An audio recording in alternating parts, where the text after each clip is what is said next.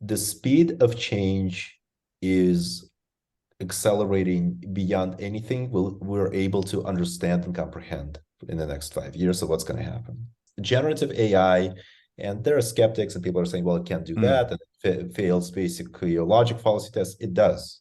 And look, it's not perfect by any means, but it's such a big fat arrow that's pointing in a direction where things are going that if you're ignoring it today, then you'll be obsolete in 2 to 5 years.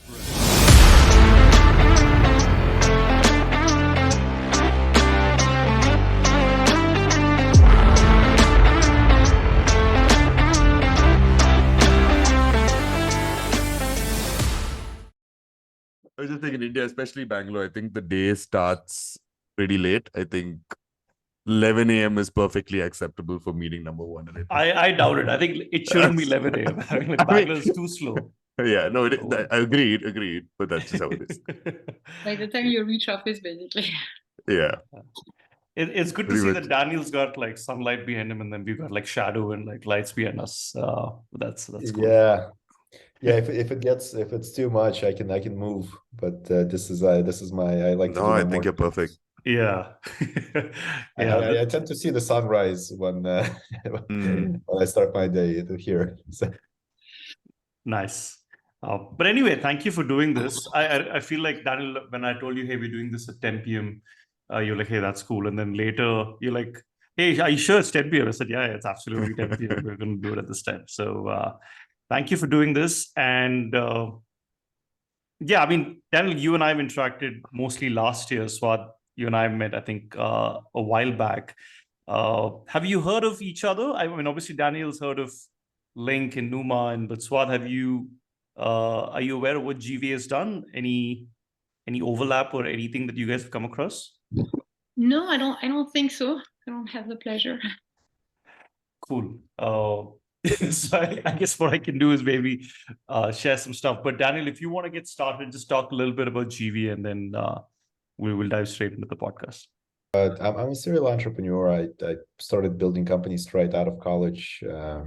Graduated from a U.S. college at university, I should say, and went into building my own startups, which were actually startups in what they now call Meta, and that was more than 15 years ago. And so that's interesting. But back then, I was, I think, way too ahead of my time, and like the audience wasn't there. So I pretty much failed, as any entrepreneur should at some point in their life. And I, at that point, I was already in Europe, living in the Netherlands, and I joined another startup and built a couple of more, and then did a venture studio on the East Coast of the United States, which got me into working with startups and really in mass. So like multiple ones from 13 countries. And I really found my passion there. I think Ani, there's a good word, dharma in Hindi, dharma. Oh, dharma. Okay. Nicely done. Yeah. By the way, sorry to segue to this. Souad, do you know your name means like sweet? I'm sure you heard it 100 times. Yeah, your name in Hindi. Yeah, I was trying to get that there. Sorry, yeah. Someone told me, oh, Souad, yeah, you mean taste? I'm like, yeah, I mean taste, yeah, taste. Yeah, but Daniel, please continue. Yeah. So I found that was it. There's certainly a big need in the world, and they needed a lot of help. And I felt like I was very passionate, and I had some skills in that. So from then on, I was, first on my own, and then together with some of my partners, was building. Starting from 2014, an organization called Global Venture Alliance, which was working mostly in developing innovation economies. So that was Russia, CIS countries, India, Middle East, helping to create innovation ecosystems. So like accelerators, incubators, teaching VCs how to deal with startups, teaching corporations and actually getting corporations to launch their first innovation programs, and also building corporate accelerators, from local companies to giants like IKEA, PepsiCo, IBM, actually some from France as well. Leroy Merlin was one of our clients. And a few other ones. So it was it was a great journey. In 2019 we were ranked by UBI Global as the #1 private acceleration company in the world, and that was kind of, I guess, the pinnacle. And after that, I started thinking, okay, what's next? What do we do next? And basically, I ventured off into a non-profit impact community project, which we were building here in the Valley. I've spent about 2 years doing that, but at the moment, I'm actually kind of back into thinking of building another startup of my own, because I'm I've been hands off for too long, and I feel I want to get back into it, but it's still going to be around education and human capital. So I still stay in the same space. However, I continue helping entrepreneurs. I have a few of my own portfolio companies which I invested in. So that's me. Awesome. Thank you for that. And Souad, I mean, the reason why I wanted the two of you, we were actually, Ajay and I was super excited to have the two of you, is like massive global experience. I feel like you guys have done quite a bit in India. Obviously, Souad, you're from France. A lot of it's happened in Europe and the US. And I think we were hoping for a global perspective. So thank you for making the time for this. And I think the focus of this podcast is, we call it the Framework Podcast. I mean, it's essentially, can we convert everything into a framework? But as many stories that you have, I mean, we'd love to hear. And the goal of this is, I mean, I think we can use the word accelerator synonymously with innovation. I feel like when I looked at, Link and I looked at GV, a lot of the words kind of just overlap. So essentially, you're trying to innovate, right? So if that's an incubation model or an accelerator model. So I think the first piece that it would be cool to start off with is, looks like a lot of work's gone on the corporate side of things as well, right? I mean, in India, I felt like this whole accelerator movement that picked up a lot later in comparison to maybe Europe and obviously the US, right? So first of all, like, I'd love to hear from you guys, like, how do you start off, I guess, just creating an accelerator, right? Like, why is there a need? Like, why do people come to you and say, listen, Souad, help us launch an accelerator? And I think we'd love both your perspectives. So how would you want to start? Like, maybe Souad, you can start, and then I guess Daniel, you can chime in, and then you can keep pitching in. Yeah. So that's a good question. Would you need an accelerator? So I think really it starts with the necessity. I think like of course, like fast evolving markets all around us, technology that you have. I mean, you have to adapt to. So I think today it's a bit different from before. When we started Numa. When we started Numa in the early 2000s, Numa basically at that point of time was it was collapse of the dot-com bubble, a lot of digital entrepreneurs coming together. It was a non-profit association, and so at that point of time, corporates came to see us and just to try to understand what was this whole, like, it was mostly like startup safari. Like, you would come and start up and say, like, oh, that's strange. How do they do their magic? And like, it seems that they are like bringing some change into our industry. So they want to learn. I think right now, especially after COVID, it's a necessity to innovate faster with more impact. And that within the boundaries of your organization, especially at enterprise level, you can't do that. You have inertia, you have processes that, like, in fact, like are infringing your power, your innovation power, and especially the rapidity at which you can do it. And it's very difficult to do it in a frugal way. So this is what Air France, some of the leadership had a really interesting discussion with Air France in India, and they were telling me that after the COVID, like now innovation is a necessity and open innovation is a necessity. So I think it comes from a need. I want to work with startups. I want to work with innovative companies in my ecosystem, in my industry. How do I do it? And quite often, in fact, like when they come to see me, when they come to see basically a partner in innovation, they have already done something, and then they understand that they need a framework.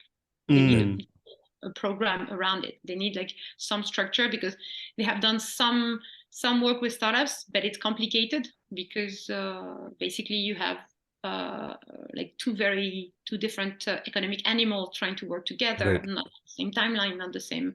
I mean, everything is very different. And so aligning them, creating the interface to make sure that it works is complex, but still you have to mitigate the risk of failure, and the failure rate is very high in this open innovation program. So Right. I think it comes from a necessity to blur the boundaries of a company, necessity to innovate, and necessity to innovate faster, basically. Sweet.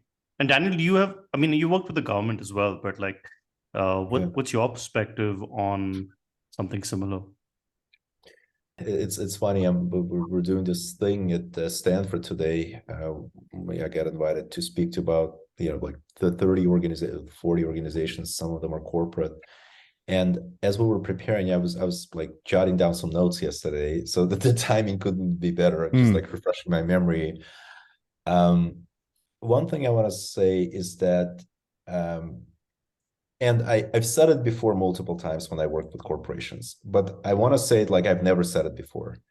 The speed of change is accelerating beyond anything we're able to understand and comprehend in the next 5 years of what's going to happen. Right. I'm in this thing for 20 years, like ever since I was pretty much like my last years in college, right? So, and I've never seen anything of such proportions in terms of tech change that's going to have that's coming about. This generative AI, and there are skeptics and people are saying, well, it can't do that, and it fails basically a logic fallacy test. It does, and look, it's not perfect by any means, but it's such a big fat arrow that's pointing in a direction where things are going, that if you're ignoring it today, then you'll be obsolete in 2 to 5 years. Right. In one shape or another, you'll be obsolete. Maybe not entirely, but portion of you will be obsolete.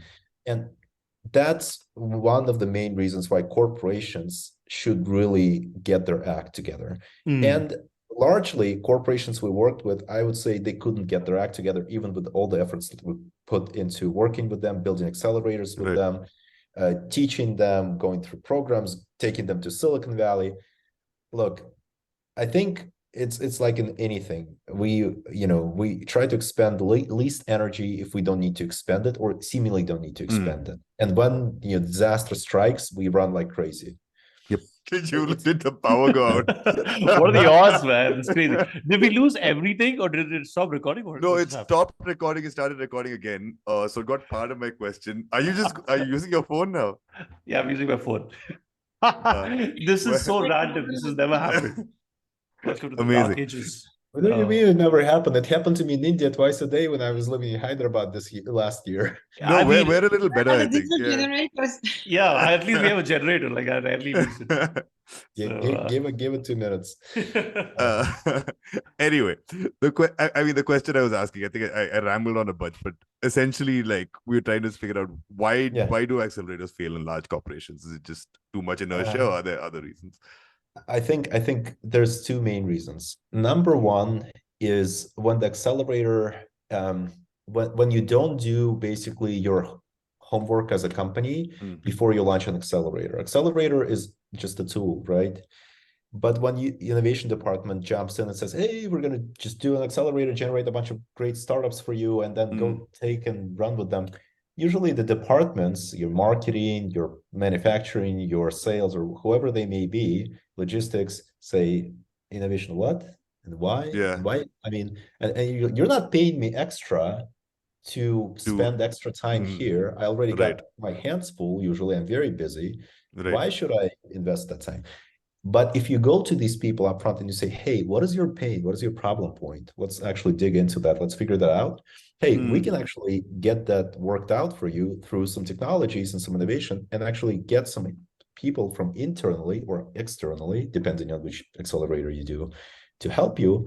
Then it becomes a very different beast. And so I think that's one of the reasons, because the company is not all together around accelerator. They don't even understand what they need themselves. So you need a diagnostic, and you need to basically get people to be involved. The second reason it fails is inability to hold the course. like you remember like Star Wars, like the original one first, like there's like he's like going on target and he's like stay on target. Stay on target. It's like, oh, there's like missiles coming out. There's like TIE fighters coming in. It's like, stay on target, stay on target. And that's how you should be. It's like 1 year is not enough. Like most companies think first year is going to be like grand success. It's never a grand success. And I haven't seen a single corporate accelerator that's grand success in the first year. It might be like a couple of technologies that click, maybe not. But then second, and by the third year, it's usually a grand success. And I mean, I had one accelerator in my experience that was a good success in the first year, and it was almost amazing. But they did 3 failed attempts before. Right. Yeah, so that, no, but just a question, and I guess Ajay, you can add to this as well. But with companies, do they usually go like, let's take Rolls-Royce, Souad, like you've done a bunch of these accelerators, let's say like Rolls-Royce and Shell and like these large corporations, right? Do they want to do the acceleration program, which is more around, hey, we are already developing these products, like build something ancillary around it, and I want innovation around this? Or are they open to saying, hey, let's do something totally random, but it could be like 10x, 100x? Yeah, we'll tear down everything. Like, does it have to be associated with the business though? So it really depends. And first, it depends on the corporate, basically, and who they are. So when you do open innovation as a company, like if your goal is to basically answer like some very painful pain points, or like creating new revenue streams, or just like keeping up with the competition, it's one type of acceleration program that you have to create. Another one is if you are yourself, basically, if you consider yourself a tech stack, and what you want is adoption of your own product and your own tech, like Google, Microsoft, Cisco, whatever. Like, so that's a bit different. But so I think. Really, like I fully agree with you. It starts with understanding the pain point, and once this is happening, usually it's a healthy foundation for an acceleration program. Because when we work with Shell or with Rolls-Royce, it was, I think, like one of the main objective was also to infuse innovation mindset, entrepreneurial mindset within the company. And so in a way, basically, you work with the startups, or you emulate the way the startup work. So your people are tapping into their creativity, their entrepreneurial mindset, their innovation. And so that's basically like some sort of like positive externality of having also like of getting a solution to your pain point. And just to answer precisely this idea of like, hey, like is it like just like a like just throwing something in the dark? I think what we are pushing as a recommendation quite often is to do some cohort engineering. So basically, in your cohort of startups, you have low-hanging fruits, quick wins that will build your track record, and then you can sustain for a longer term for your within the company, and moonshots. And so you know that these guys are like, if it succeeds, I mean, you're basically like breaking the rules of your industry and changing the paradigm. But if not, it's okay. I mean, because you have these low-hanging fruits, like I'm gonna save up on my, I don't know, expenses, on my cost. I'm gonna be more efficient, blah blah blah. So I think this is I think it's quite important, in fact, like to have that in mind. Right. Okay. Go ahead. A quick question here. I mean, you talked about the entrepreneurial mindset piece, especially in like these legacy companies that have been around for so long. The employees have probably been there for ages as well. How do you go about changing mindset? Like the direction probably comes from the leadership, and the whole program comes from there. But at the grassroots level, that your people actually attending these accelerators, how do you convey that mindset? What method, I guess, is work? Yeah. I guess there's no magic potion to it, but like what seems to work better? Yeah. No, I think two ways. I mean, like first, the whole idea of working with the startup, also like in a way you work with someone, you change also the way you're working, and you're looking at pain points, at how you solve, at your root cause analysis, like how you do all of that. And so that's the first point. Second point, I mean, these large companies, like they tend to hire very good people, very talented people. Right. So it's in fact like just reactivating something that is already there. To be honest with you, it's just that, hey guys, like now you're authorized of thinking about your, like on your own, and this is the new methodology Such you a can good apply point. for brains. And I think quite often, in fact, and this is what is really exciting in my job, is that you meet very talented people, and suddenly they're like, really thinking differently, and they see that they can get faster to where they want to be. And so, and I think today, especially when you're working with a large tech company, you need to give this space to your talent, to keep them in. Because we work with a lot of B2B mature startups. They are the same people, really, but different frameworks. I would maybe add to that someone said this line to me. It's not mine, but I love it. Culture is innovation for breakfast. I've heard that too. I actually saw that as a LinkedIn post like yesterday. I'm sure people are just recycling it. Yeah, Ray Dalio or someone. I don't know. But long story short, like I think if it's one big lesson which I've taken out from all this work with corporations, is that culture does eat innovation for breakfast and eats it very quickly, and I would say quite savagely in many ways. Because if you don't work with the minds of the people initially, and you don't get them convinced. So one of the key things is we always ask, who is the stakeholder on the level of the board and top management? Who is really, are they aware of the project? Because if they say, you know what, the top management and the board are not aware, or they're like, they kind of heard about it, but it's not their prerogative, 80 to 90% chance the initiative will fail in the end. I've seen the opposite. I've seen when the initiative was supported by both board and top management. And in fact, we had 4 milestone meetings, and there was at least one board member in every milestone meeting. And sometimes there were 3 to 4. And at the end, at the demo day, the entire board and the CEO and everyone was there. And it was one of the most amazing, successful programs we've had, because once these guys are paying attention, believe me, every single manager that is paying attention to, because they're like, oh my, wow, like CEOs here, I should be really like involved in this, because this is no joke. So I think it starts at the head. It starts at the top, where you really got to have that buy-in and the desire for change. Now the next thing is, how do you execute? And I would say that you need younger arms and people that are not settled in their ways within the company. Because once they're settled, and we had a very big European OEM company where we came in, and we were like to do some digital transformation things, education. We started speaking to them, and we very quickly discovered, they said, look, this guy, this VP, like the sales are fine, everything is fine, they're growing year on year. You come to us and you say, let's do some change. I'm like, why change? I'm making my salary. I'm so comfortable. Honestly, so it's that. And this is why hungrier, younger people that are just got into position usually are much better material to execute. They won't make the change on their own, obviously, without the support from the top. But they're the ones that should be in charge of running. I mean, alternatively, it could be like someone that's been, but they have to have the same passion, the same fire. It's almost like they have to have something to prove to themselves and the world, just like any entrepreneur. But what KPIs do they come with? Like, in the sense, like, okay, now let's say you're going to, and maybe you could give us some examples, right? But let's say I'm a big corporation. It's like, hey, listen, I've tried this, it's failing. I need someone to I'm set up a framework. What KPIs do they give you?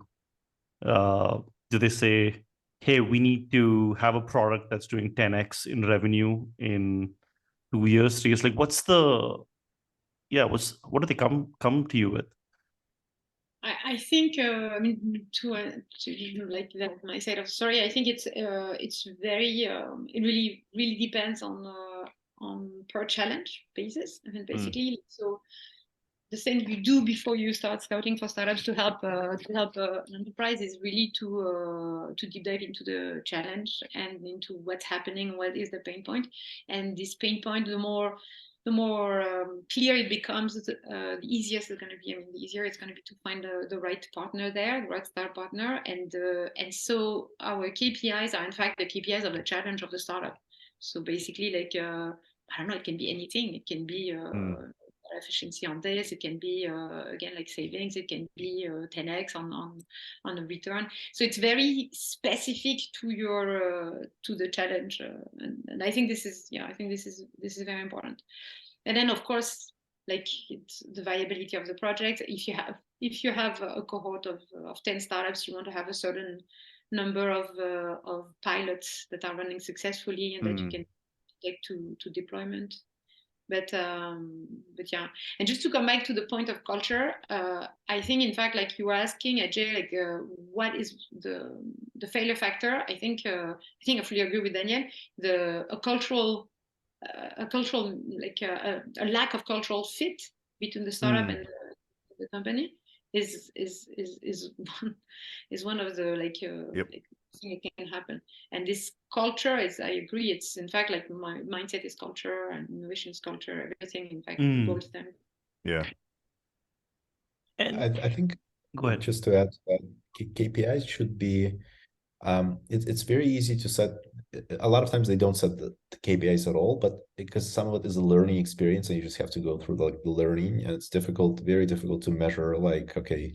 But I think one of the things you should always try and push towards is how many projects we launched that will ultimately have a very clear pathway of transforming a part or entirety of our company, right? And I think even if it's just a tiny part, even if we just made this one process, this one department more efficient, how many projects did we manage to launch this year that were successful, that actually showed that those numbers changed? And because you learn through practice, you can't just go and overhaul a huge existing organization, but you could start doing like death by 1,000 cuts, like slowly chipping away at it.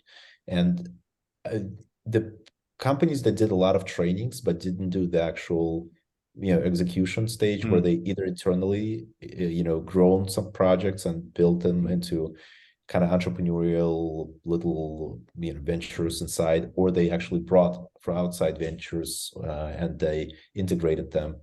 I think they all failed in the end because there's no measurable result, and you might be talking about beautiful strategies and have 5,000 slides from very smart consultants, but it's not taking you anywhere. And once again, the time is of essence. If you haven't transformed something within your company yesterday, you're already late, in my opinion. I remember actually I used to work with Lean Startup Machine, and then they try to do this at ESPN and like a lot of these companies, right? Try to create this whole Lean Startup methodology, try to create new products. At what stage does this make sense? I know there's a Series D funded startup, which is like, hey, I have this product that's doing really well. That's our major revenue source. But then, hey, we need to continue creating new products or continue innovating. Right? So at what stage does it make sense to bring something like this? It could be, I mean, we can call it an accelerator, but like what does the structure need to be? How do I set those systems in place so that from day one, I'm actually creating new products, right? Like they're essentially asking you to set the framework, but what should be the framework, let's say, when I'm a small team itself? My opinion is that it's always good to start understanding the status quo and where you are. I think that's a healthy way to start.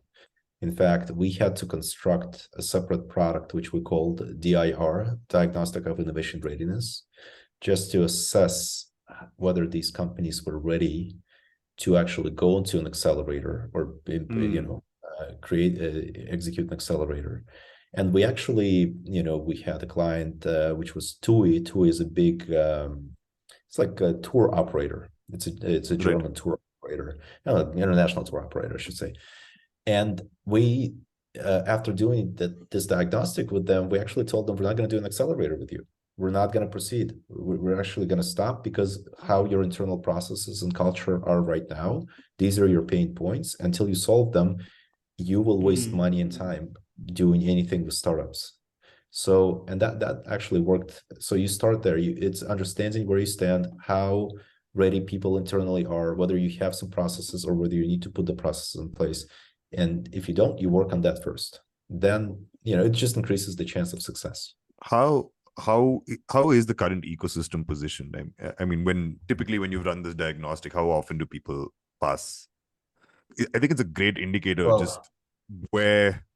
Yeah, and what are the factors it's a of great the sampling of different. We actually companies had more companies that passed than not, maybe 65% that ended up passing, because usually we talk to them when they already have tried or done something. Sometimes they don't pass, but you could work with them on certain things that will help them pass. Right. And it depends on whether the company is ready to take that step or not. So the work doesn't stop there. You just have to basically done. But I think a lot of it is not just the process. I think it's the people mostly, whether the right people are in place at the moment or you need to prepare them. Tell me this, for this accelerator model to work in a corporate, do you have to introduce like external startups, or is it possible to create something? Let's say the company that are like 10,000 people. Can't you have an accelerator program where it's like, hey, you have an idea, pitch, I take a bunch of applicants and then I try, essentially an entrepreneurship program, right? Like, or does it have to have an externality in play for that trickle down effect of the culture and the mindset, rather than taking someone internal? So for us, we've done both. I mean, like we worked with external startups and internal startups that we had created. So one example is with Total Energy in India. We created a product called Easy Gas. So it has been basically created by an internal team that we help them work as if they were a startup. Like, so the frugality in resources, scarcity in resources, freedom in processes. So basically, like, again, design thinking methodologies, user centricity, a lot of user research. As Y Combinator would put it, like basically make something that like people would like and want to buy. And so like we really try to work with them as a startup, and it was pretty successful. In fact, like it's it's running right now in India, and it's one of the best innovative projects from last year. But I think it's possible. Both are possible. It's just that again, for me, like it's not a question of people are not very different, really. It's basically where you put like someone who has the right tools, the right understanding, the right expertise. Really depends on where you put them, because their ecosystem, like from like I'm not talking about startup, because actually the way they're going to live in these different places is going to change their mindset and change the way they're looking at things. And so for example, in Numa in Paris, what we used to do is to I think we've done that with Orange, the telco company. That basically we brought people, we took them out of the company, of the enterprise, of the office, brought them into our place, into our own incubator. And they started changing the way they were working. So I think it can be internal, it can be external. I think, again, it's really about giving them the methodologies that a startup is really using, that are very different from what a company would take. I think, for example, like being like very fast to market, trying, like having this idea of like of this principle of better done than perfect, making sure that the client or there's like product market fit before you start deploying at scale. I think all of that is something that you can apply and change the way your own team works. So yeah, I think like from internal external, I wouldn't say that it's possible. Both could work. Okay. Yeah, we've seen, in fact, like internal internal startups spinning off as well, and I think this is also like a very for me it's a very smart way to create your own, as a company, your own ecosystem of innovators around you, because you have the thing is that I agree and disagree with Daniel on this point. Like, it's good to have young minds and by young I mean like less I would say people with less experience within your company, so they still have fresh eyes. But it's good as well to have people who have like a deep knowledge of how the company works. They have their internal networks, because quite often, in fact, the innovation team is itself something a little bit like far from the rest of the company. Right. While in startups, what they need ambassadors within the company. We need ambassadors with business lines. They need people who can create fit to purpose processes for them to go faster, to get onboarded as vendors, to move on the project. Sometimes, I think it is important, in fact, to try to change your people inside so you can work better with our external partners. Daniel, any examples from something like this? Internal versus external? Yeah, I mean, plenty of examples. I think we've done a few internal accelerators with big industrial companies, steel and petrochemicals, and sort of like plastics, basically. And those were very interesting and transformative programs, and very rewarding, because one of the outcomes wasn't just the actual results of the projects, and which basically pointed the companies or helped them move in a kind of a changing direction. With petrochemical company, they were very progressive and ambitious. They said by 2030 we want 50% of our revenue to be from new products, and that this was like in I don't know, 2016, 2018, maybe, I don't know. But anyway, they had like just slightly over 10 years to transform. And if you know like anything about the petrochemicals or big manufacturing, even to put a line, like a new line of new product into a factory, it's like 3 to 5 years, right? So that's like super ambitious. And they said, well, there's these 30 directions, and there were like amazing stuff in there, like, from like, obviously, like all sorts of decomposable materials and like non-pollutive materials, to like technologies of the future, where basically you'd have flak jackets from plastic that where the molecules would condense in a point where the bullet hits. So like actually these technologies exist, and I was like, wow, that's crazy, this is amazing. And that one, actually they didn't test that one, but in any case, like there's so much scientific knowledge in any of these spaces, right, that it could be, with money and actually production and management experience from a large company, they could be, you could build them out quite quickly, a few years. But the interesting part wasn't about the product itself. It wasn't about the results, because the results were kind of like they got the right direction, the market test, the calculations that the financially it's going to be a sound project, and they did it at a fraction of a price of what McKinsey would charge them for that. But as the CEO of the company told me later on, he said one of the biggest outcomes for me, because he goes, and I remember that conversation distinctly, because I said, look, this is amazing, you just like, you could have paid like, I don't know, $10 million or 15 to McKinsey to do this project for you, but instead it's like done by us and a few of your own entrepreneurs for some hundreds of thousands of dollars. And then he was like, he's like, that's all good and wonderful, and he goes, these projects, well, sometimes they happen, sometimes they don't, and there are many reasons why. And he was right, because I mean, unfortunately for that company, it was a company in Russia, and I have no idea how many of those projects they can fulfill right now. It's a very good company with very good progressive Western thinking management, but that what's happening there right now. So but he said, look at all the young people we have discovered, the talent within our own company, and how we know that they're there. And literally every single person that participated, and it was like something like 34 people, got snatched up by different departments, or actually went to build internal projects. And it was such a career lift and social lift, and such a way to stay within the company, but actually have a much bigger mission. And I think that's why I personally think internal is very interesting. External, it's at this point it's like a common thing on the market, everyone does them, and I'd say it's more of a standard. If you don't have one, you should. or if you're not collaborating with someone who can help you with one, you should. If you don't have your own pipeline set up for external projects that come in and you integrate them, then you're already, as I said, you're already late. You're behind the game by about 10 years.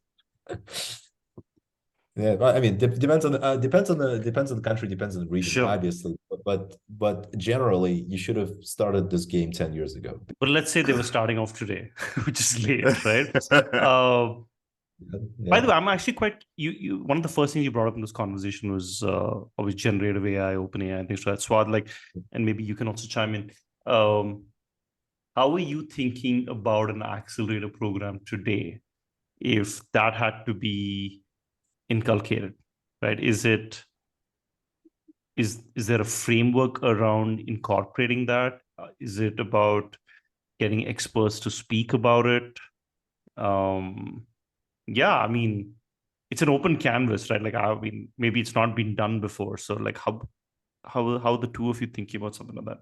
If we had to start an accelerator, I guess if you were starting now, and I need to tell me if I'm butchering this question, but if you were starting an accelerator again now, how would you incorporate all the stuff that's happening with ML, AI into it, especially given how accessible it's starting to become? I think the tech was always there, but I think it was just a little more hidden away. Yeah. You mean like a Chat GPT accelerator? Yep. Yeah. Yeah, essentially. I don't need mentors. I just have I just have Chat. So no, I think it's a good question, and it's in fact like it's something that we kind of have seen that like when we started, especially so in around 2012, 2013, when Numa from Paris started kind of like creating different offices, different accelerators around the world. We started as well. That's what, in fact, you were saying as well. But we started. Daniel, we started in upcoming ecosystem, in emerging ecosystem. The first one, in fact, was Numa in Moscow, and then Numa in Bangalore. Yeah, I knew them. I knew them pretty well. Yeah. And so, I didn't know that. And at that point of time, like when we started in India, it was 2014, 2015, and you had to really bring everything. Like like we had just a couple of co-working spaces. People were not really mentors. Like right now, seriously, you have like professional mentors. So you had to bring you had to talk to public agents as well, public enablers. All of that is already done, and so the infrastructure is in place, and this lack of information, this asymmetrical shape of the information at that time is today everyone has access to information, access to mentors, access to VC, to business angels. So I think it's not anymore about information. So if I had to start had to relook at the Y Combinator program, right, like back in the days, and that everyone copied really, you have a program that is time bound and then you have demo data. Today would be very different. First, it would be hybrid, not if not fully virtual, especially when you're working with a little bit more mature startups. They already have their own team running and everything, so not physical for sure, while all the acceleration program at that point of time were very immersive, very physical. Still, there are things that you will never change, and for me, this is in fact the success of what happened for Y Combinator. Really, it's the Silicon Valley.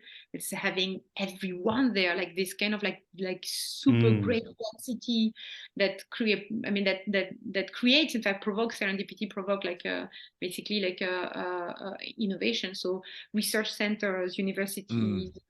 Of course, VC's money, basically that smart money that can fuel your innovation.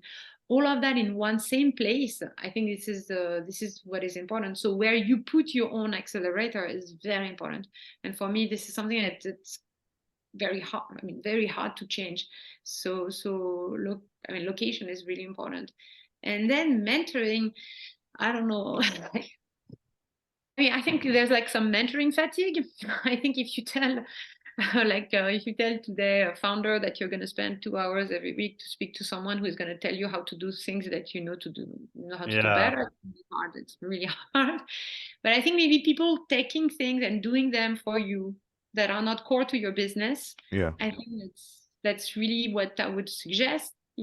Basically plugging a founder, plugging a team of founders into a support network where people are going to do things faster than them, and helping them to just concentrate on what is important, your product and basically your traction and meeting your clients. I think this is what I would do if I had to create my own basically like full-fledged like accelerator, like a pure player accelerator, if I had to create one again today, if I'm taking equity. I agree about the virtual part. I think that a lot of things have changed, and I think we were actually, when we were going into that, we're better prepared than some companies because we're already doing blended accelerator models. That for about we started like first blended model we tried in 2015. We were kind of forced into building our own platform for the virtual part of the acceleration because there was nothing on the market at that point. But that once the COVID hit, we actually were able to jump to the virtual model technologically in a very easy way. In terms of mentors, it required some adjustment, of course.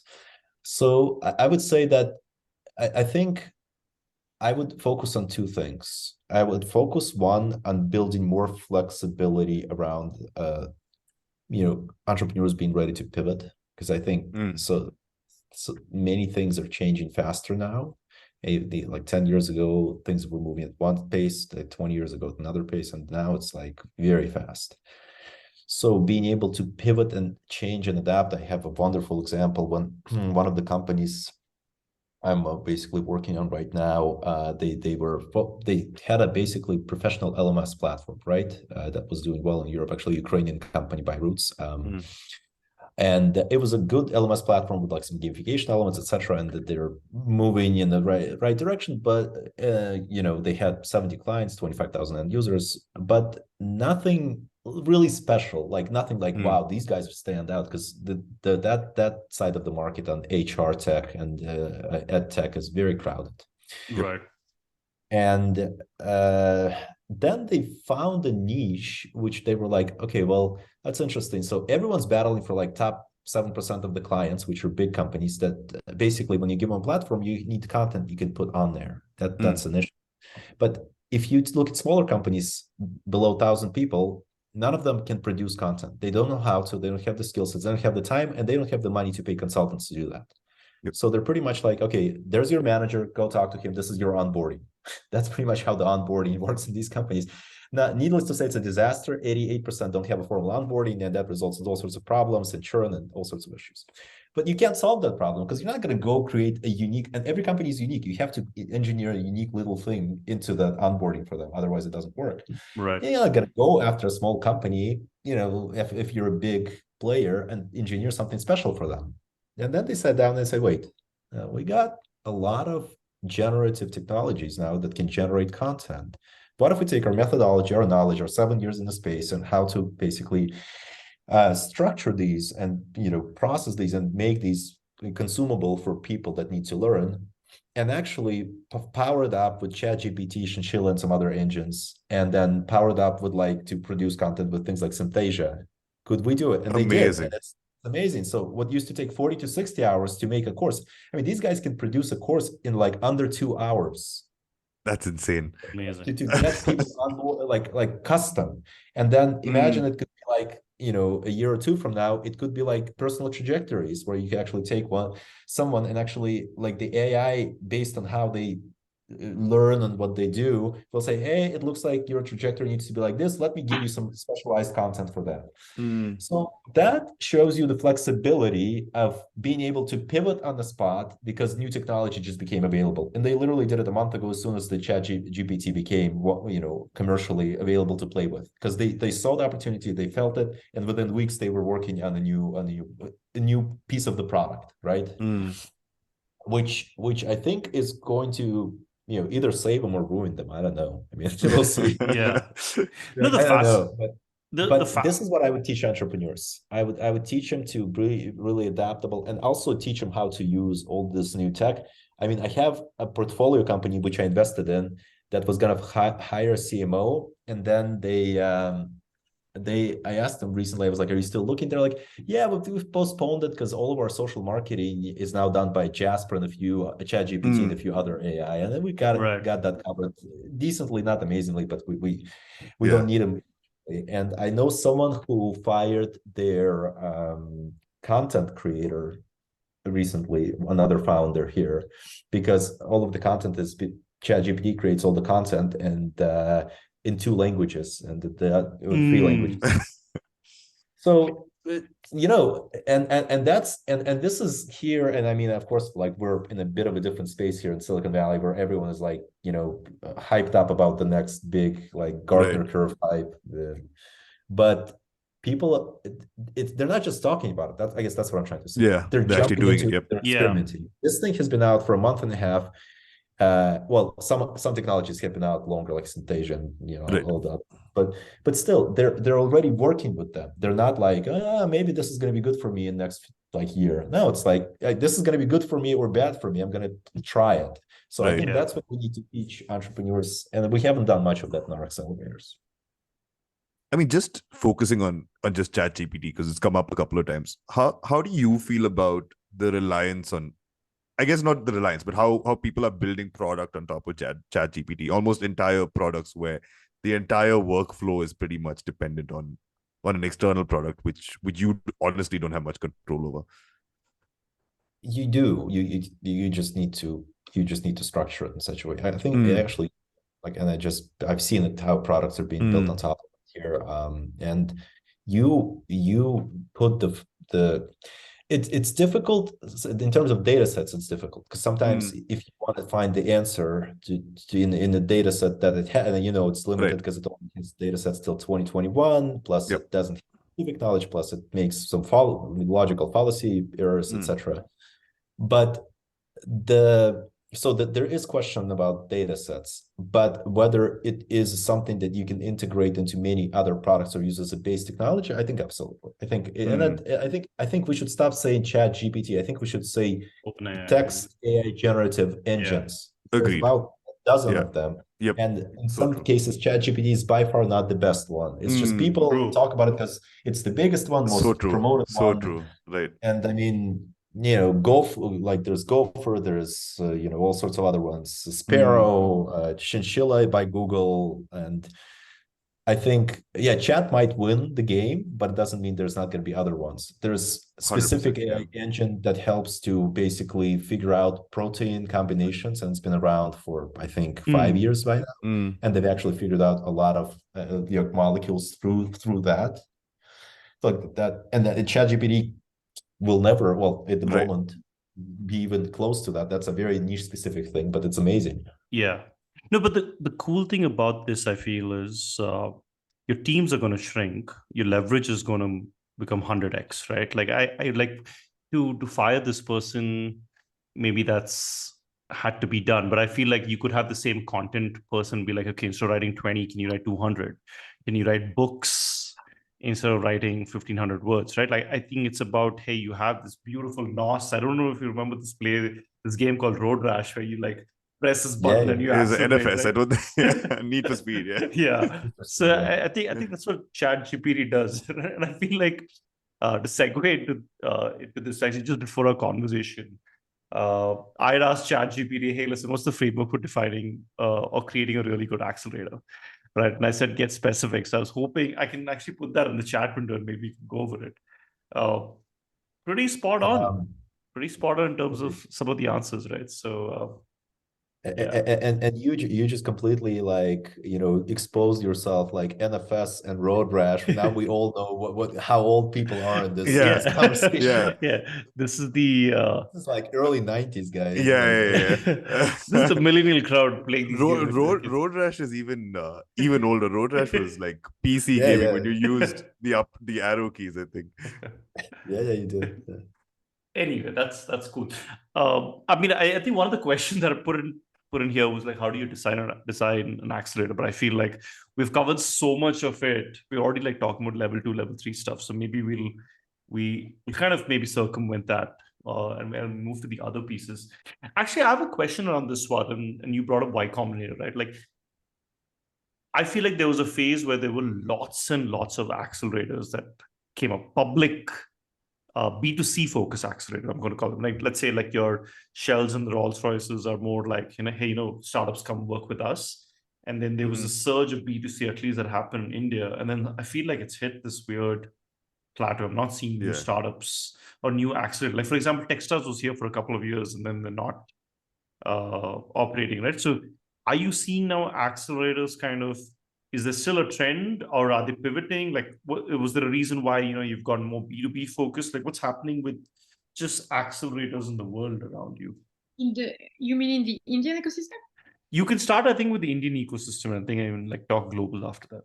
So I think in the Indian ecosystem, again, it's a question of information, and I think founders now, they have access to very good information and very good infrastructure and very good networks already that are in place. So some of the very basic, by basic it's maybe a bit mean, but like very standardized startup accelerator, they basically died out, because I think one thing that we understood now is that you need to be either sector specific, tech specific. You need to have like some very specific edge that you're bringing to the startup founders, and it's not like one size fits all. I mean, like you can't again like do this like 12-week thing or whatever, and then demo and boom. I think right now a lot of very interesting startup accelerator are coming up. Accelerator focusing on getting your leads, basically growing on revenues is always better than growing on investment. They are also like everyone understands that there's a tech talent crunch, a little bit less in India, but like very, very much in Europe and in France. So it's in fact like it's a huge issue. Like we don't produce enough tech talents like right now to fuel the startup ecosystem. And so in fact the government initiative in France called La French Tech is in fact trying to help French startups get these talents, global talents. We are at that point where like the French government is creating a visa dedicated. It's called French Tech Visa. It's a visa dedicated to get tech talent. So I think I agree with you. It's kind of like it hit a plateau at some point. I think right now, I'd say like post-COVID, a lot of things changed. We understand we understand that startups are again in need of support, but right support. I think we kind of like there's this dichotomy. We are like we are learning from what happened in the past. I think there are like really like very, very interesting startup accelerator that are coming up. Even I would say the knowledge that public initiatives have about the startup ecosystem is much better than before. It's like in fact, and you know that VCs also a lot of VCs are having their own acceleration program and right. So I think we know that the Y Combinator model again, or the Techstars model, is not a model that is for all type of founders, different founders, different needs. So on the contrary, I would say that right now, like there's a surge in terms of acceleration program, but they are more like fitted to the needs of the founders than it used to be. That's a very interesting point you bring up, and I'm actually glad you are, because it's almost counterintuitive, but I would say that looking from being in the Bay Area and looking what's happening here, it's actually not that. It's almost like we're like settled, in my opinion, in our kind of like legacy ways, the Y Combinators, the 500, the Plug and Play, the Alchemist, all the big boys are still here. They're still doing it. Like not the old way, but they're doing it in the same like logic, right? The logic has not changed. We still take the batches, we still accelerate them, we still walk them through the program, we still infuse them with resources, and we're still generalist. And that's I think that's the biggest difference. But I love where you're taking this, because I think it has to be more specialized. Just like there's generalist universities, but then there are like niche colleges, which are like, if you want to be a designer, you don't go to Harvard to be a designer. Yeah. You could, but it's not like the cool thing to do. Yeah. You go to some like obscure school in Kansas, which is top 10 in the United States, and you're very proud that you went there. Yeah. Because you're like, this is like Kansas Institute of Design, and I graduated from there. I was like, oh my God, you must be a great designer. So I think that's because you where went through the right pain, from. I think. You went all the way to but Kansas, Yeah.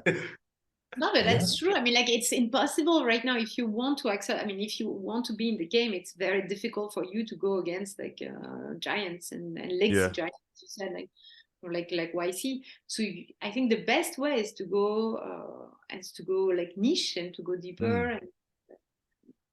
And again, even Y Combinator, I mean, tell me if I'm wrong, Daniel, but it seems that they also have like introduced new product. I mean, new program, let's say. So you have the main program, but you have other programs that helps startup and founders in the long run, which was not the case before. So even them are like kind of like fine tuning a bit their legacy program. Yeah. And actually, the other thing, to your point, you brought up, like VCs have also started like their own accelerator programs. Like, I feel like even one of the reasons why you would go to an accelerator program is obviously there's mentor network and there's a framework, but then essentially access to money might be your highest weightage of the reason you're going right now. And the access to money also, it's become easier compared to 10 years back. Like I know Axel has got like this program where they offer $250K, which is non-dilutive capital.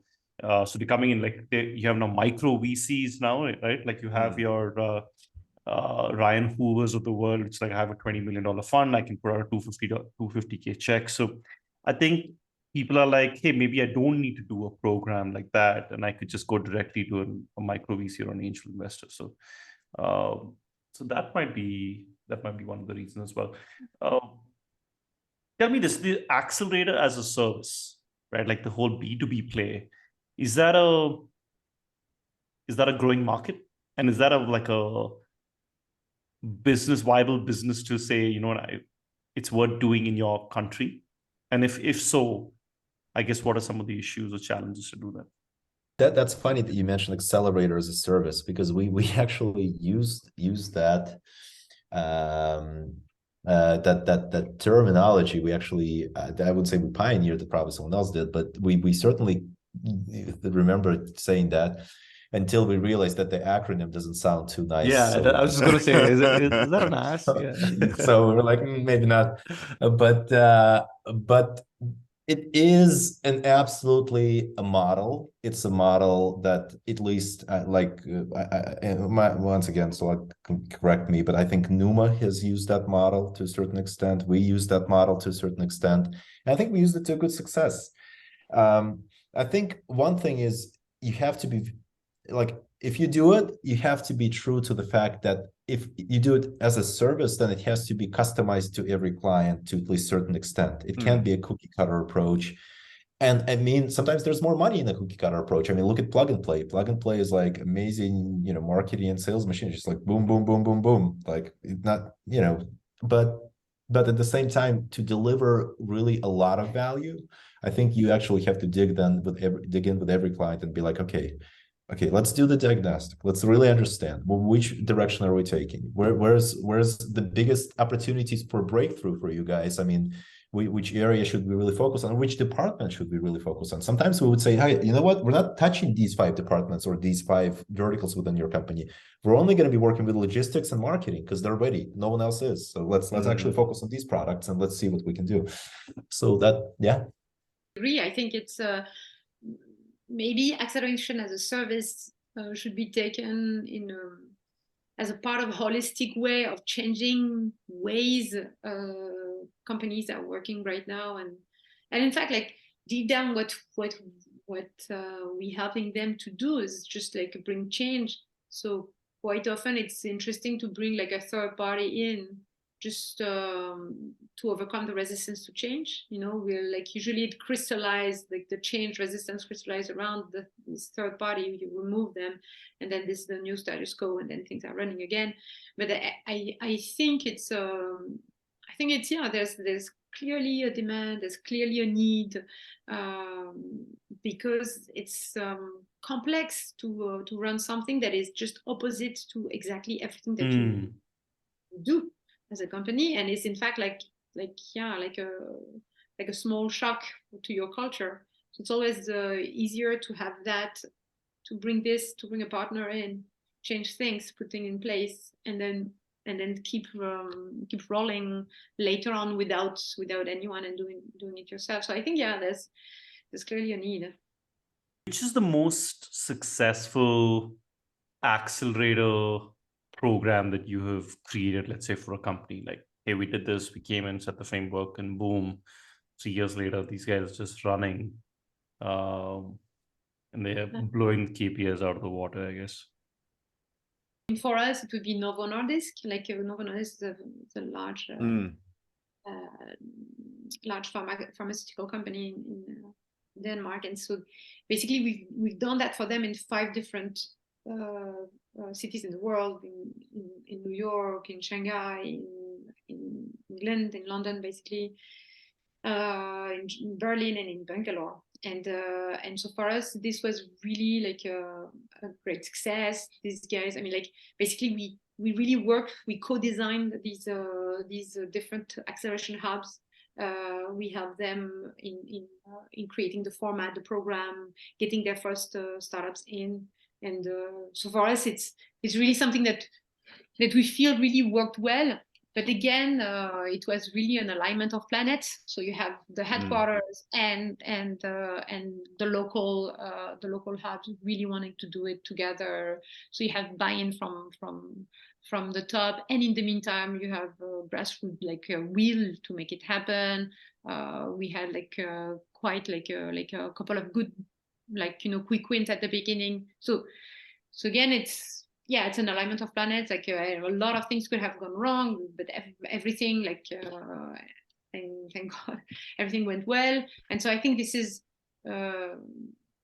it was a very successful program that we have launched, and it was like the reasons, in fact, are the fact is that we had with us all success factors aligned. So, but it's very tricky. Yeah, it's very tricky to handle. It's a difficult question, because you think back and you're trying to measure, like, it depends which KPIs you set. I mean, I think the program we launched with IKEA was very successful, but not because of the program itself, which got some technologies and got them integrated, but it was because it launched kind of a vector, or a direction within the company itself, which led to creation of the global innovation department. And that was focused because if you know, but IKEA is it has a kind of what they call the blue box. It's where you go and buy your furniture, but they also have shopping malls and retail parks. So they're the second biggest retail real estate owner in the world after Walmart. And and it actually it was around that the real estate spaces, which they had some extremely transformative ideas, where it was like you basically go inside the shopping mall created by IKEA and they fight for your time. And basically it used to basically, any shopping mall operates like a barn with lots that you just rent out. That's how shopping malls make their money. It's super simple business model. They were thinking of turning the model on its head and saying, hey, we give it for free, but we fight for the dollar, and actually not even the dollar, but the time spent within the shopping mall from a customer. And then if you think about that model, then you actually compete with things like Netflix, or you compete with video games. You compete for person's time, right? Yeah. And it should be fun enough and interesting enough to spend the time. So that was very transformative, and I was actually very proud that there was that they actually, from one program, it grew into a big organizational thing, which they actually established a big department of innovation focused on that. And I think that was very interesting. Some other programs, we had worked with one very big telco operator, where within the first program, 10 out of 12 projects that ended up making it into the full acceleration cycle after some funnel filtering out, and 10 of them ended up going into deployment. And I know I don't remember exact numbers on some of them, but I know one generated $1 million of extra revenue within the first year after they integrated it, which pretty much like was like, you know, they recouped the cost of the program 2 That's times. amazing. Yeah. And those things also inspire you from just the standpoint of how quickly you can achieve success if the things are set up in the right way. What is your take on these accelerator programs which are focused towards finding co-founders? Like there are a few of them which are actually quite, I mean, there's one that raised around, we're doing some work with one of them as well, but like there's, I think, Founders Institute that came about, which is not necessarily an accelerator model, but it was more finding a co-founder. But there are ones that's coming out where you come in, maybe you don't have an idea, but you're just exceptional. Put let's say 30 exceptional people in a room, they'll find who they want to work with, complementing skill sets, and then at the end of 3 months, you worked on an idea / prototype, and then you raise a round, right? Like, yeah, what's your opinion on that? Look, I think, well, first let's start with the model. The model, like we go back to the previous question here a little bit, but model where VC is sponsoring an accelerator, right? That there's always a question: do we sponsor or do we not sponsor? And that it's in my opinion, that's an outdated model, because if you actually look at, and I know some like internal numbers of some of the brands that we've spoken about, so I'm not gonna like say which ones, but I know that literally some of them burn through, like they would raise a big fund, and I mean these are like top brand, and sometimes they would burn through like 7% of the raised money per year on operational costs. That's like 5 to 7. That's crazy. I mean, look, you're like 7-year fund. You burn through 25 to 35% of your fund money on your operations. That's I don't think that's unacceptable, right? So I think generally I'm not a big fan of those models, because I think there are models where, like exactly like we mentioned, Acceleration-as-a-Service could be financed by parties that have inherent interests, such as companies, corporations, occasionally governments. I mean, like we worked with DST before, so they were sponsoring one of the programs, for example, where the interests are combined. They have an interest to create an innovation ecosystem. You know, the startups have an interest to basically deploy within a big company or enter a country or do something better. And you know, you have an interest to be commercially successful as well as an organization. At the same time, the fund could be a standalone vehicle that looks at the pipeline and says, you know what, I'm going to pick this one. Because when they enter the accelerator, it's still, you have a slice. You kind of look at them and you're like, okay, this is good. You look at track record, but it's still a slice because they present the best picture to you. You know, how many times did we uncover in accelerator problems within the teams, you know, reality of the like financials, quality of the product. You know, I remember my like best example, like we had one company that entered an accelerator with this robot for retail that would like run around, you know, retail and like promote things to people and do things. And it looked wonderful. It looked very convincing. The case looked convincing. So we took it in. And then literally like a month into Accelerator, I was like, and they were from another city. So I was like, could we see the product? Like finally, like it's been a month. And like we like, yeah, this. So 2 more weeks go by. I said, if I don't have at least a video of the product by tomorrow, you got like, we're done. Like you're not moving anywhere else. So they sent me this video, and I mean, I wish I still had it. It's like this thing made from papier-mâché, and like this like stop. I'm like, what is this?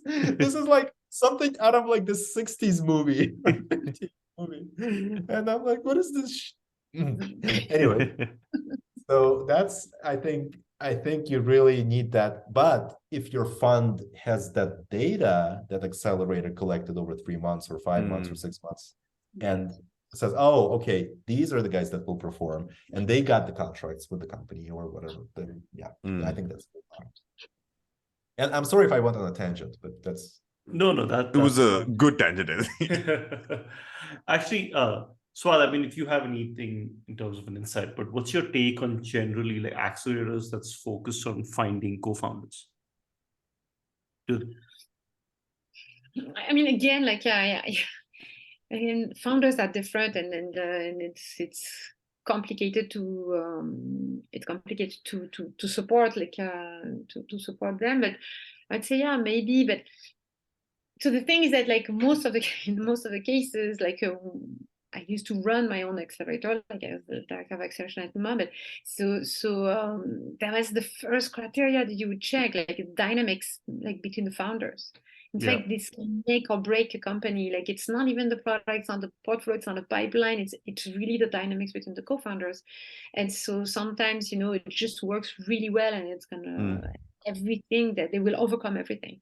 So it's complex. I mean, it's like Frankenstein, basically, type of way of working. Yeah, I mean, it happens, and in fact, when we were running early stage type of acceleration program in Paris, we had founders, solo founders coming, good ideas. They had already like a team, and for us, like a solo founder was a big no. It's like, no way. I mean, like it's too hard for you to handle. But sometimes you had a couple of founders, and then they were really missing a CTO, and so again, it depends on the ecosystem. The startup ecosystem in France has a lot of great founders with business acumen. So the CEOs usually come from a business background, business schools, etc. While in India, like the CEOs have the tendency of, in fact, believe like a CTO, like they have like a very, very deep tech background. So it really depends on the ecosystem you're talking about. But so in France, we had like this part of the program called at the beginning called Adopt a CTO. And so the whole idea is to find a CTO, like, I have an idea, I have a market, I have everything in place, like a co-founder. And so there was like this speed dating type of session that was interesting. So I don't know. I mean, again, like, sorry for my answer. I think it can work really well, but there's a lot of risks in doing that, and having this half-baked type of founding team never work together. Like they have no experience of how do they react in harsh times, and so no, I'm with you. Actually, it's funny you say that we were like four of us. We have come together. Well, we kind of know each other. Some of us we've known each other for like a decade. We never really worked together, but like when you start working together, you're like, man, I didn't know this about this person, right? Like their working style, their energy. Or do you have to read between the lines with someone's confrontational? You don't get any of that till you actually start working together, right? So the fact that I will add two things. I think I've seen an interesting trend, at least in the US, that there are fractional like co-founders now. They're like, I'm a fractional CTO, I'm a fractional CMO. So I'm like a CMO to like 2 companies or 3 companies at the same time. I actually know a couple of organizations that actually like, they're like, we're a fractional CTO house. We'll provide you with like the tech expertise and like guidance and everything else, and you'll pay us for that. And we'll take a piece of equity for that, but not like a co-founder real, like this is So in certain cases it works, and I think it's an interesting model where you really need someone, you have no expertise, but it always runs into this one issue, which I keep saying, and I say to all of my startups, young or old, you say, like, look, when you talk about founders, when you talk about like building a startup, like what's, like they say, like I say, what's the big thing that's required? Like what's the key ingredient to actually make startup work? And it's gonna sound really lame, but what do you think it is? And I'm gonna like 3 people. it's actually one thing. Action. Focus. Okay. Action or focus. I think it's like something lame, passion. I think it's that. I think it's love for the idea. Like you have to like be in love with the product or the service or whatever you're building. Essentially, actually, I agree. It's love. Literally, it is love. Because if you don't love it, if you don't love your project, if you will not be able to deal with all the crap you have to deal with being a founder. It's like you have to deal with you can use the word shit. It's consistently and patiently, and like fall so many times to get up again, that the only thing that keeps you going is really like the love for the project. True.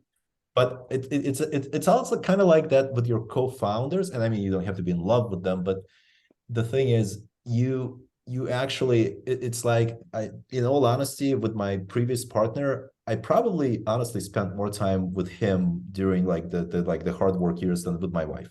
I probably did. We were not counting like the sleeping hours, right? Yeah. We're not talking during this. The talking but like hours. actually the conversation time, more time.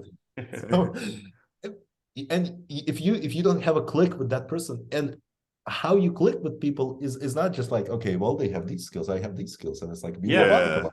No, it's not. It's not. Yeah. You're like you feel the affinity, you feel you're on the same page, you feel comfortable, just like spending 8 hours, sometimes 15 hours a day with the same person in the room, now virtual room, and maybe I don't know, is something. And if you're not comfortable, it doesn't matter what skill sets they have, it's just not going to work. I feel like we've taken a lot of your time.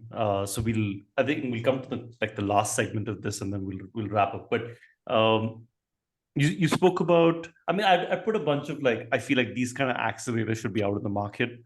But before we get into that, both of you spoke about going niche, right? So are there any niches you feel like within the accelerator space that's not being explored or you'd like to see? More impact accelerators. Oh yeah, that's very true. More impact. I think we all need to do something about the young white male domination on the startup ecosystem, of course. But don't look this way. Okay. I'm like older white male, older. No, but like I mean, like there is of course there's a lot of aspects, but what is interesting, it's interesting because in fact, like some of my ex-colleagues from Numa in Paris, they have adapted this acceleration model to very different domains. So one of them created an accelerator for people to create restaurants. It's called Service Compris. Nice. It's really, and it works really well. And it seems that it's a new, maybe not that new. It's not that new, but like there's there's many more than just this one, which is interesting. There is also another one that I really love. It's a writer accelerator. So it's called Les Mots. Oh, that's useful. Yeah. Yeah, it's called Les Mots. It's the words in French, and it's really to accelerate a writer's career. And so same base, it's time bound. You have workshops, you have mentors, and it helps you to do something that is in fact like something that is also a big issue in the startup world, the tech startup world, is the overcoming this imposter syndrome. Because sometimes also like founders, maybe because they don't come from the right background, maybe whatever, you have to overcome this to make sure that in fact you're ready for success. And so you're ready to basically grow and scale. Sometimes your product is, but you are not ready to become this unicorn CEO that you can become. And so overcoming this imposter syndrome is also something that I've seen in this acceleration world. But it's funny, like how this accelerator model can in fact like help you in different aspects of your life. Yeah, for sure. I'm gonna second more focus on women entrepreneurs. I think personally, from personal experience, I mean, my wife was an entrepreneur. I saw her basically fight for her company for 8 years, like no man would ever fight. Like they just don't have that stamina. We'll like curl up in a ball in the corner and cry. Well, this is just another day. And I'm actually going to have a child right in the middle of it too. So it's like, okay, well, I guess we got something to learn. So I think more, and actually I've listened. I listened here. A European Commissioner for Innovation came in, and she spoke about how they changed the percentage of women that get accepted or grants into some programs government and EU sponsors. And what was interesting is that at the entry stage, they actually forcibly like made them take a certain percentage of women into the interviews. And whatever that percentage was, the number of women that actually qualified for the grants, like tripled immediately. So like it was completely disproportionate. So basically it was the stigma of not taking women into problem. Yeah. was preventing them from making it for the grant as a good startup. So that's how much there is still a lot of work to be done in that space, I think. Yeah. That's the imposter syndrome you're talking about, right? Like just and correct me if I'm wrong. That's what like the gender difference. The men is like, if my skill level is 60, I'll apply to an 80, and I'm like, I'll just make up for it. Whereas for women, I think even if they are at an 80, I think they're like, hey, am I good enough for it, right? So yeah.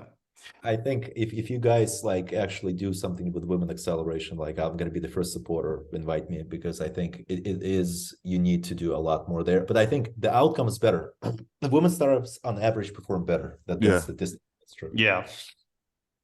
Tell me this, what about, I feel like there should be more influencer-led accelerators, right? Like I feel like one of the biggest challenges today with startups is distribution. I need distribution and I need to accelerate that distribution, right? Are there any accelerators that's out there in the world which is equity that is given out to influencers? Let's say it was just, there's a fashion-based accelerator. I've got the top 50 fashion influencers from every country. They have a choice of being part of the program. If they are, they get equity in return for distribution. And then let's say each of them have more than 500,000 followers, right?